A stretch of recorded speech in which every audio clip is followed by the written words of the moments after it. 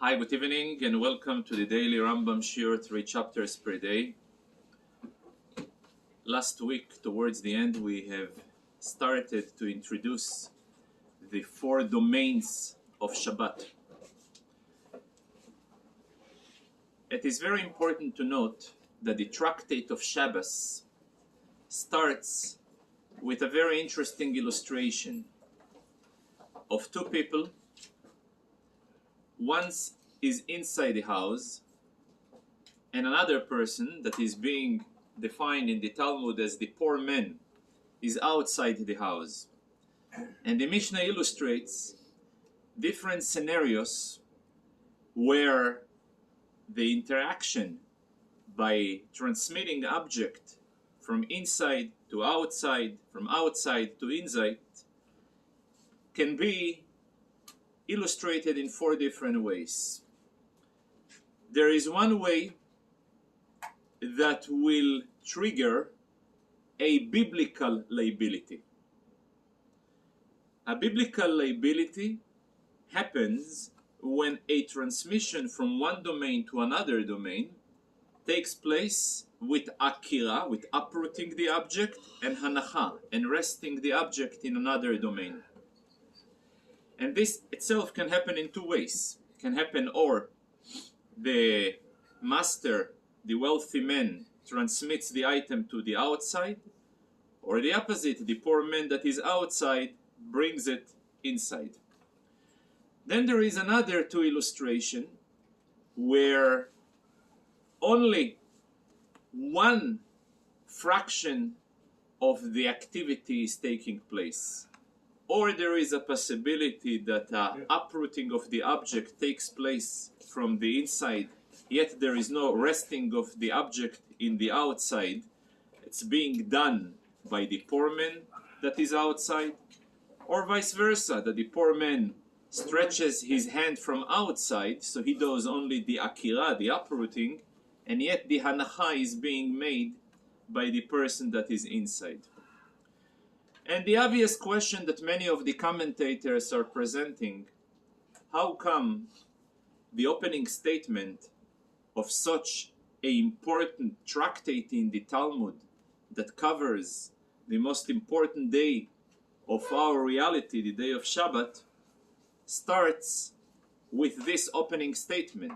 Shouldn't it start with an introduction of the 39 activities and their roots and their analysis and their application? And so how come the first Mishnah, the opening statement of such an important tractate, starts with this 4 illustration?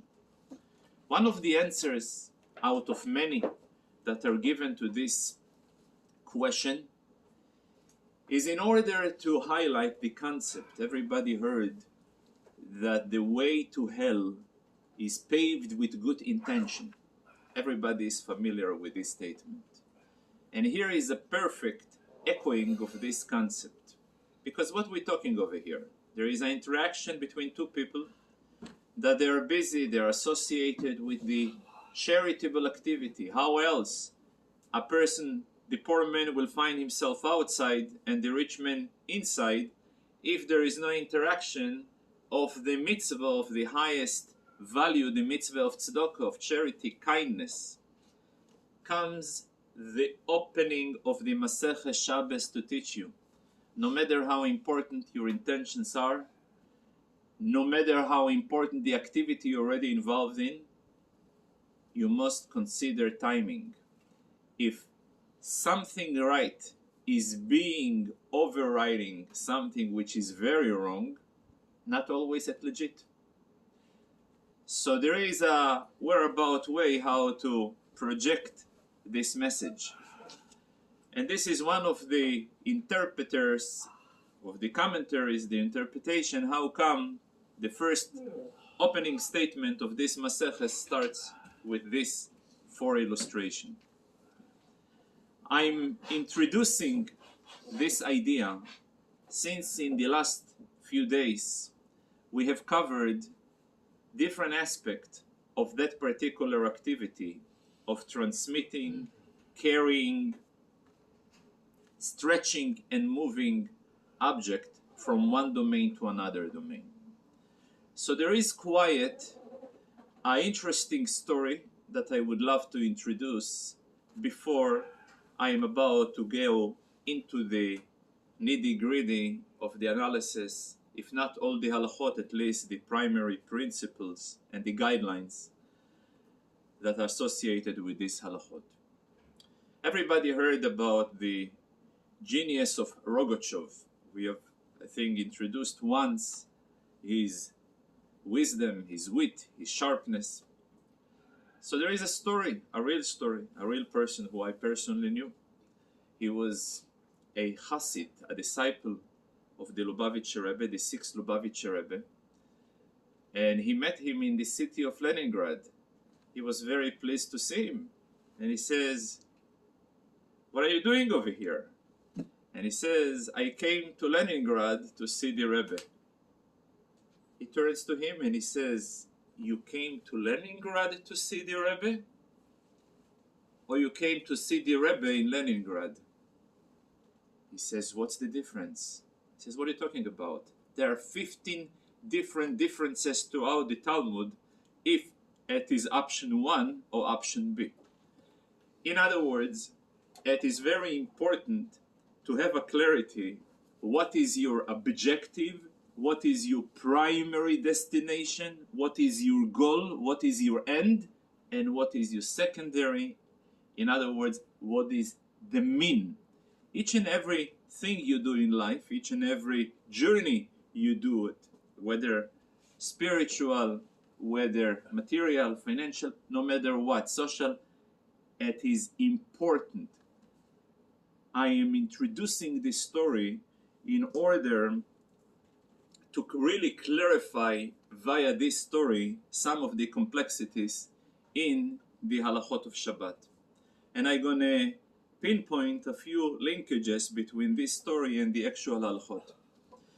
The entire chapter, the first chapter of today, deals with the minimum measurement which is required for a person to violate the activity of hotza'ah, of carrying, transmitting from one domain to another domain.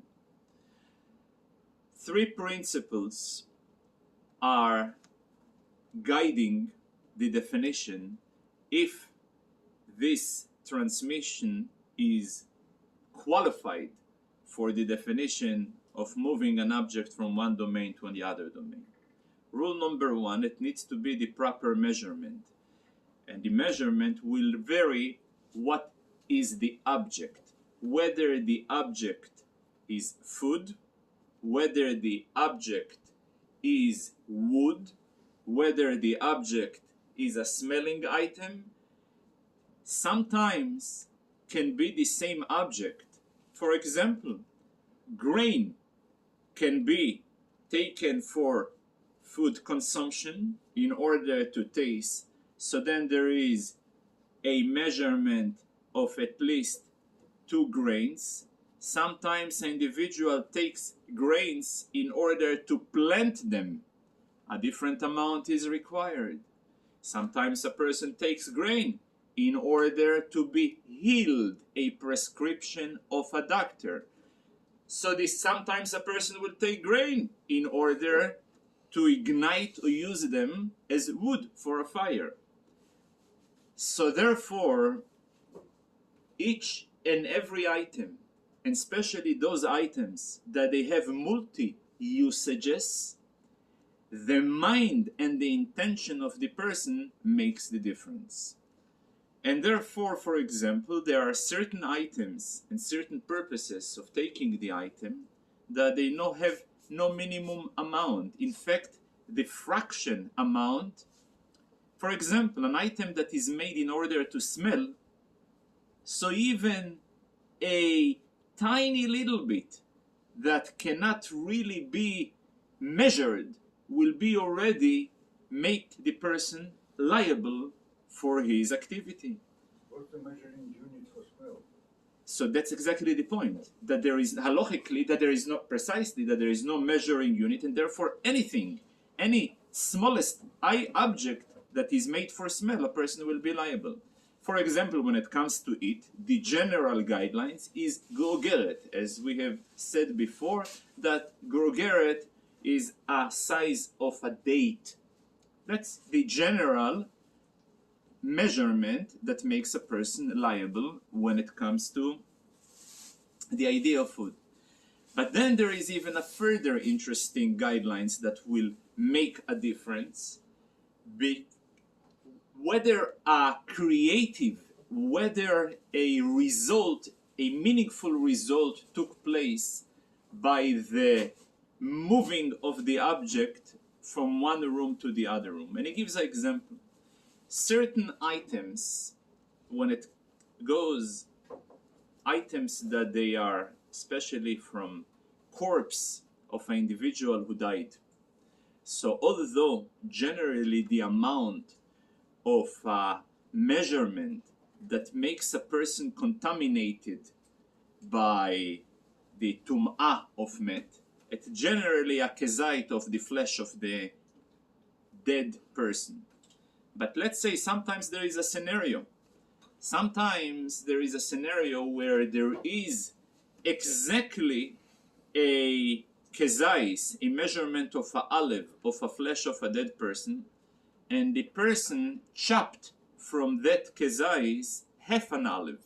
So although he took out only half a measurement, but he will still be liable, since by him removing the half of kezais from that room, he already turned the room into a pure entity, because the room will be contaminating only if there is one kezais. But by him removing half a kezais, he actually made a meaningful, a significant change. So for him, creating a change makes him liable in connection to Shabbat. But then there is a major bump in this halacha. You know, sometimes the Baal Shem Tov always said a person should, from everything he sees or he hears, he should learn a lesson in the service of God.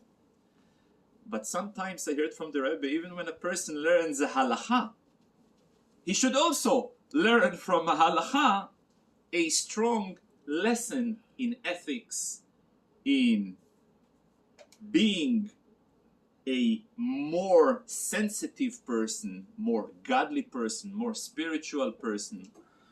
So there is a very interesting halacha. The halacha states the following.